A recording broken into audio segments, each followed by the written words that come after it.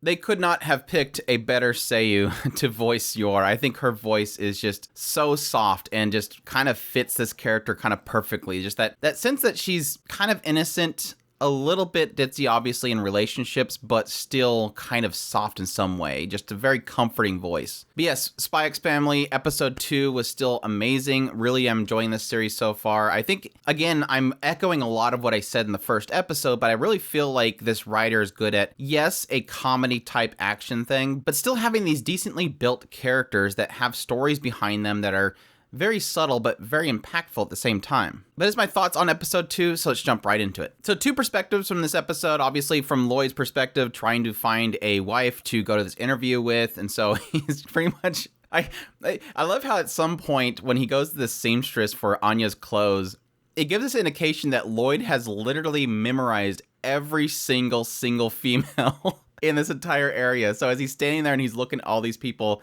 he's going, well, this one is already married. Well, this one's not married, but she's been arrested before, so she's a risk factor. And it's just kind of, and then, yeah, Yor shows up and he immediately pulls up her file in his head. So it's kind of creepy, but at the same time, hey, he's a spy, so he needs to know this information. But it was a lot of him really kind of figuring out who he's going to marry, adjusting the risk and the benefits to each person that he's choosing.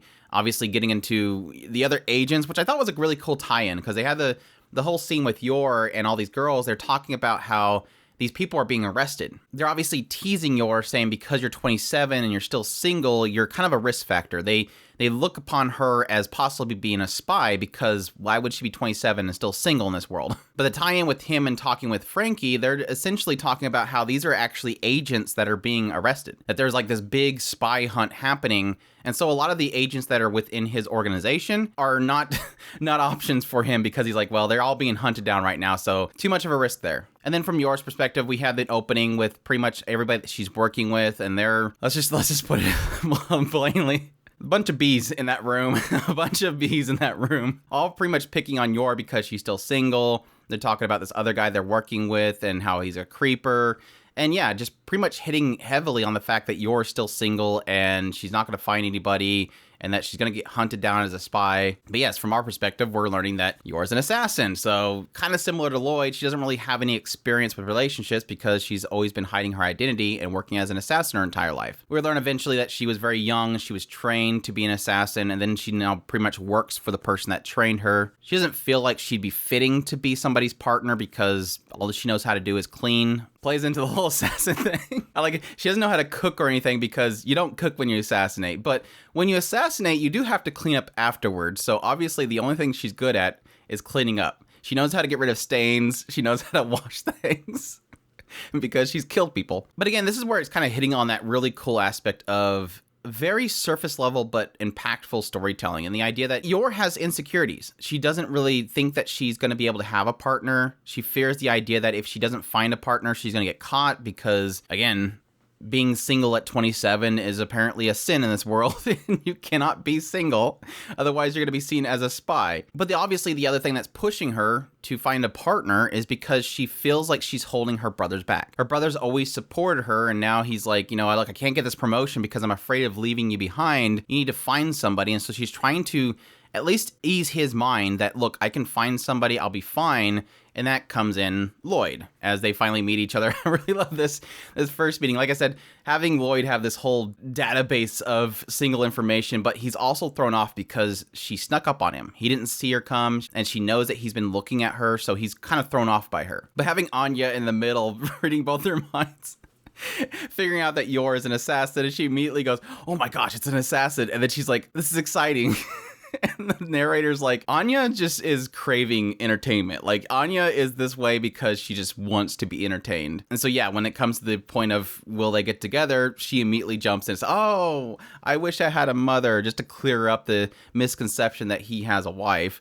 Because Yor the entire time's figuring, if I get with him, then his wife will come and kill me. But I can always kill her first. Just this goofy little interaction. But again, hitting heavy on the idea that Yor doesn't really understand relationships. But yes, this of course turns into the two of them making a sort of agreement that he will come to the party with her to show that she has a boyfriend, and that her brother his mind will be eased by that. And then the opposite end, Lloyd says, well, okay, well, I have this whole interview for Anya, and I want the best of her. I want her to have a good school, so if you come to that interview, we'll be even. And of course, it can't be that simple. Lloyd has to have a mission exactly the same exact day, which was funny, taking Frankie along with him. For those unaware, what they did with the Wit Studio Cloverworks thing is they're doing similar to what they did with Takt Opus Destiny. They're going to be doing episode trade-offs. So Wit Studio did episode 1, Cloverworks did episode 2, so they're doing a trade-off, odds and evens. So Wit Studio will do all the odds, and Cloverworks will do all the evens. And so I guess this is probably going to be the one that everybody starts pointing out. Because similar with Takt Opus Destiny, what happened?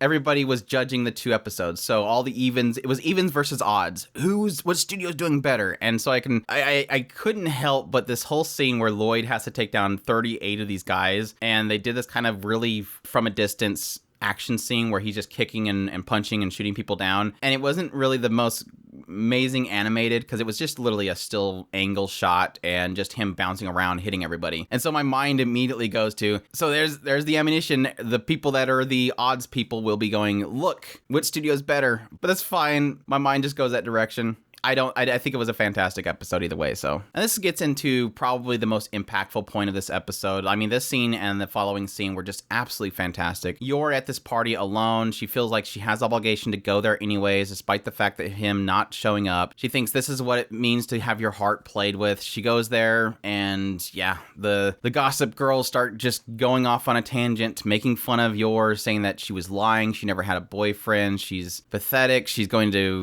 probably a spy that's sent to this country to lower the birth rates, all this crap they're talking about. And eventually she decides, look, I should probably leave. And then right when she's going to leave, Lloyd shows up covered in blood.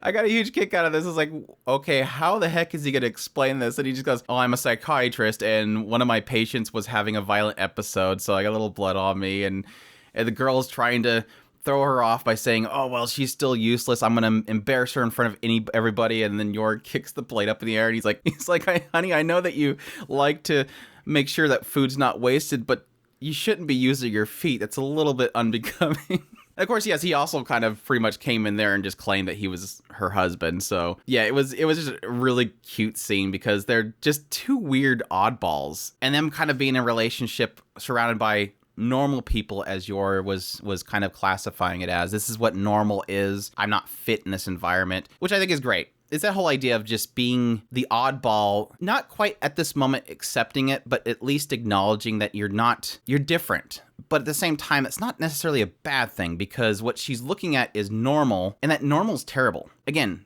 noting the idea that there's a bunch of gossip girls gossiping about everybody else. That's normal. And if that's normal, that's something you don't want to be a part of. Yeah, and of course they leave, and the guys are trying to ran them off the road, and she's like, who are these people? And he's like, oh, it's my patient. They must be still having an episode.